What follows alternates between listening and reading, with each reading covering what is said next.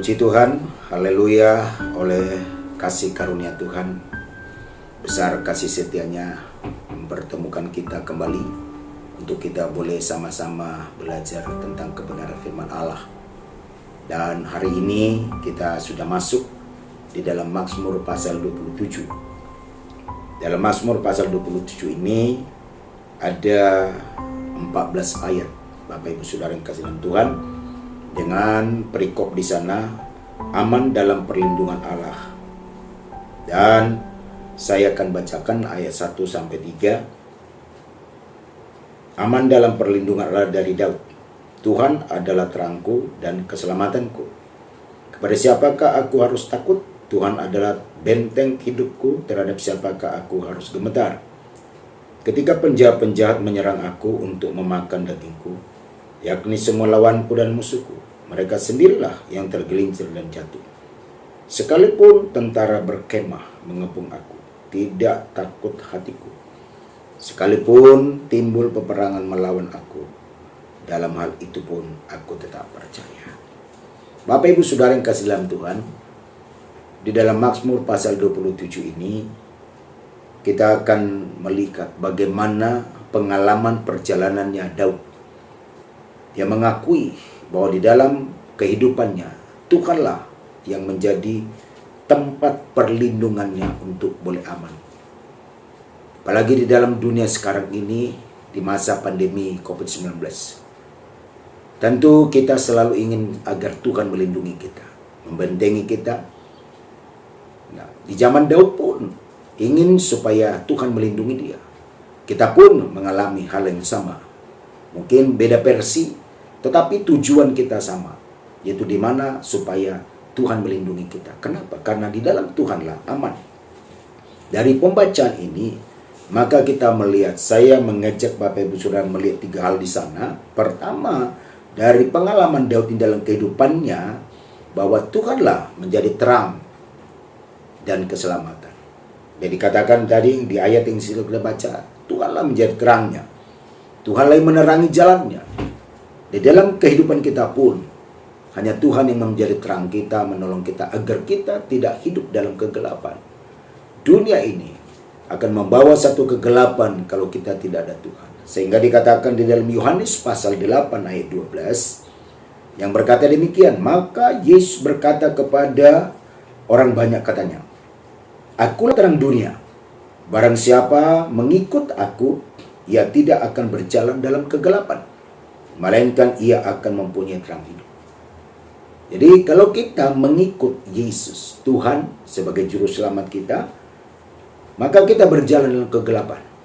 Dunia ini banyak hal-hal dan kegelapan. Kegelapan dosa, kegelapan dalam segala membawa kepada kebinasaan. Tetapi di dalam Yesus, kata firman Allah, ketika kita mengikut dia, mengikut firman-Nya, mengikut pola pandang cara pikir Yesus, maka kita dikatakan tidak akan berjalan dalam kegelapan, melainkan terang.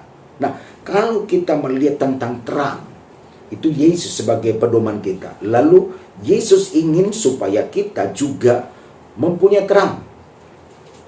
Nah, di dalam tulisannya, suratannya Paulus kepada jemaat Efesus, Efesus pasal 5, ayat 8-9 berkata begini, memang dahulu kamu adalah kegelapan.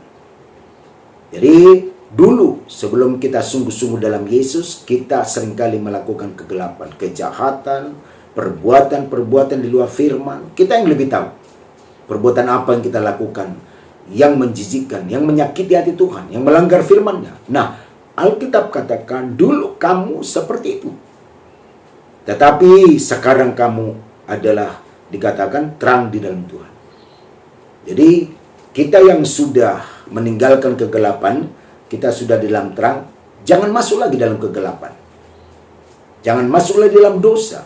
Kejahatan yang kita sudah lakukan dulu, jangan diperbuat lagi. Karena kita sudah ada di dalam terang Tuhan. Karena itu dikatakan, sebab itu hiduplah anak-anak terang. Terang pikiran, terang hati, terang perkataan, sikap, perilaku terang. Nah, terang itu berarti hal-hal yang sopan, hal-hal yang beretika, hal-hal yang bermoral. Itu terang. Jadi kalau dulu kita berkata sembrono, berkata kita hal-hal yang jahat, hal-hal yang dosa, hal-hal yang najis, hal-hal yang mungkin yang jorok, bahkan yang kasar. Tetapi setelah ada terang Yesus, maka hati kita hati yang suci, yang kudus. Nah, itulah sebabnya akan dikatakan kamu anak-anak terang.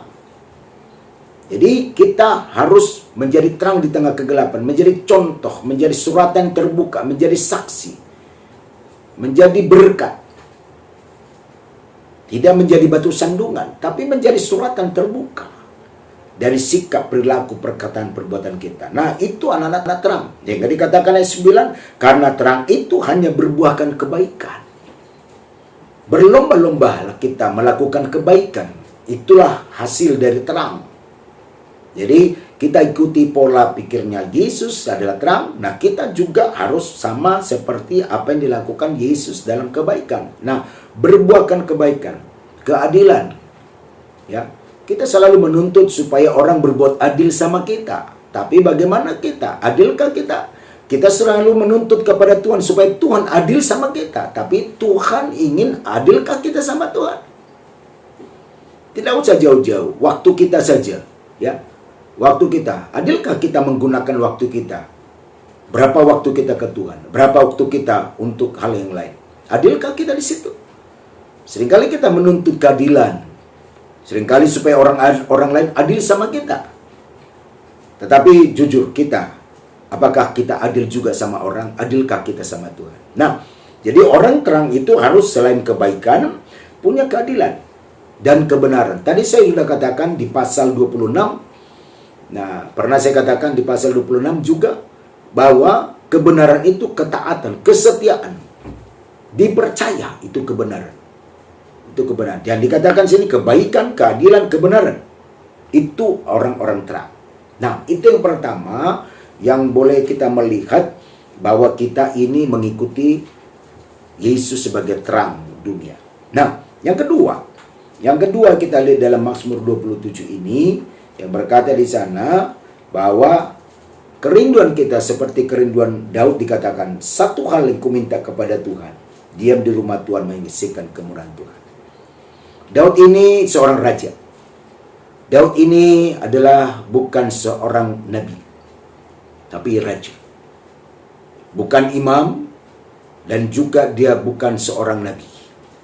Adalah seorang pemimpin bangsa Israel pada masa itu setelah Saul. Tetapi dia berkata, dia rindu selalu ada di rumah Tuhan. Padahal dia bukan seorang imam, bukan nabi, tapi rindu dia. Dia tidak katakan dia rindu selalu ada di istananya, tapi dia selalu satu hal kuminta pada Tuhan, diam di rumah Tuhan, menyaksikan kemurahan Tuhan. Ada apa sampai Daud sangat senang di rumah Tuhan? Banyak hal diperoleh Daud keberhasilan dalam setiap apa yang dikerjakan dalam sebagai dia raja. Banyak keberhasilan, itu pengakuan. Tetapi jauh lebih indah, lebih enak, lebih sejuk, lebih bahagia ketika ada dia di rumah Tuhan. Sehingga apa yang dikatakan di dalam Mazmur 84 ayat yang ke-11. Ya, ayat 11. Sebab lebih baik satu hari di pelataran. Itu di pelataran loh. Di pelataran. Baru di pelataran dikatakan lebih baik satu hari di pelataranmu, di pelataran Tuhan, daripada 1000 hari di tempat lain. Lebih baik berdiri di ambang pintu rumah Allah. Di ambang pintu saja, belum masuk di rumah Tuhan, baru di ambang pintu rumah Allah, lebih baik daripada kata diam di kemah-kemah. Ini di kemah, di dalam. Tetapi di dalam mana dulu? Di kemah mana dulu? Orang fasik. Itulah Daud yang luar biasa cintanya, rindunya dia akan Tuhan, akan rumah Tuhan. Bagaimana dengan Bapak Ibu Saudara? Di zaman pandemi COVID-19 ini, masihkah rindu saudara mau datang di rumah Tuhan? Masihkah ada satu kehausan? Apakah kita dengan pandemi COVID-19 kita berpuas diri? Hanya kita cukup berdiam diri lewat live, lewat Zoom di rumah? Bagaimana dengan ayat ini? Ayat ini adalah isi Alkitab. Nah, bagaimana dengan tantangan yang begitu berat kita hadapi hari-hari ini? Ya, ini satu tantangan. Di sisi lain kita menghadapi pandemi COVID-19. Di sisi lain ada ayat firman Tuhan yang berkata, lebih baik satu hari di pelataranmu, lebih baik aku berdiri di ambang pintu rumah Allah. Ya, jadi betapa Daud ini sangat, dia katakan dalam Mazmur tadi 27, satu hal ku minta, lebih jelasnya saya akan bacakan. Ya, saya bacakan ayat 4 dalam Mazmur 27. Satu hal telah ku minta kepada Tuhan, itulah yang ku ingini, diam di rumah Tuhan seumur hidupku. Jadi saya katakan, ini bukan dia seorang nabi, bukan juga pengelola rumah Tuhan. Dia raja, dia tinggal di istana. Tetapi dia katakan, diam di rumah Tuhan seumur hidupku, menyaksikan kemurahan Tuhan dan menikmati baiknya. Menikmati baiknya. Nah, demikian juga apa yang dikatakan oleh Mazmur 122. Mazmur 122 ayat 1 berkata di sana, aku bersuka cita. Ini juga adalah pengalaman Daud. Aku bersuka cita ketika dikatakan orang kepadaku, mari kita pergi ke rumah Tuhan. Kadangkala kita ajak orang ke rumah Tuhan, banyak alasan, A, B, C, D. Tapi Daud, diajak saja, udah suka cita. Bagaimana dengan Bapak Ibu Saudara? Ketika diajak saudara ke rumah Tuhan, adakah sukacita? Atau bermalas-malas? Atau segudang alasan? Tapi Daud berkata, aku bersukacita ketika dikatakan orang kepadaku.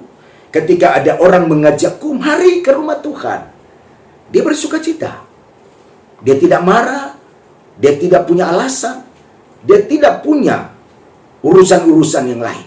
Tapi dikatakan dia bersukacita. Dia bersukacita. Nah, inilah menjadi satu tantangan bagi saudara dan saya menghadapi situasi sekarang. Bagaimana? Ya, kita berdoa supaya Tuhan bermurah hati agar kembali umat-umatnya boleh datang ke rumah Tuhan. Sebab Alkitab berkata, bersukacita. Bersukacita ketika kita ada di rumah Tuhan. Inilah kerinduan Daud di dalam Mazmur 27. Poin kedua. Poin ketiga, dikatakan di sana bahwa Daud ingin mencari wajah Tuhan dan hatinya mengikuti firman Tuhan. Jadi di sisi lain dia mencari wajah Tuhan, mencari hadirat Allah, mencari kemuliaan Tuhan. Di mana dicari? Saat dia berdoa, saat dia ada di rumah Tuhan. Nah, itu poin ketiga. Seperti apa dikatakan dalam 1 Tawarik pasal 16 ayat 10 sampai 11, bermegahlah di dalam namanya. Jadi bermegahlah di dalam nama Tuhan yang kudus. Ayat 11, carilah Tuhan dengan kekuatannya, carilah wajahnya selalu. Jadi cari hadiratnya. Karena di dalam hadiratnya lah kita dapat kekuatan. Di dalam hadiratnya lah kita dapat sukacita. Menghadapi keadaan dunia sekarang ini. Menghadapi kesulitan sekarang. Bagaimana bisa kuat kita kalau bukan kita ada di hadirat Tuhan? Seperti apa dikatakan di dalam Matius pasal 6. Matius pasal 6:33.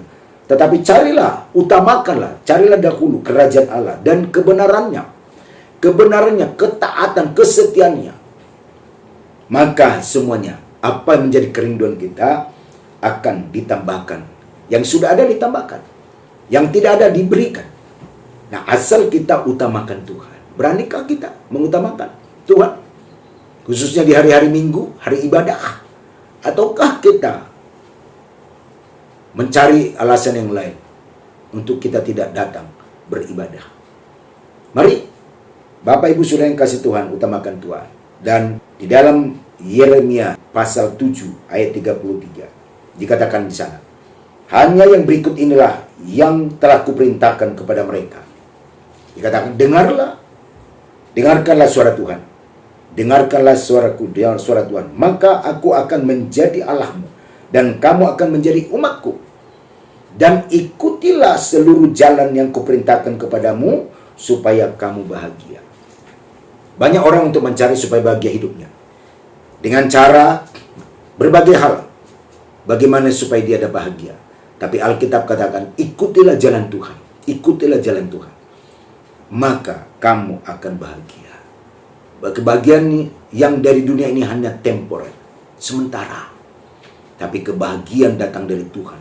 Itulah kebahagiaan yang indah dan kekal. Diberikan kebebasan bagi kita. Diberikan kesempatan Pilihan ada bagi Bapak Ibu Saudara.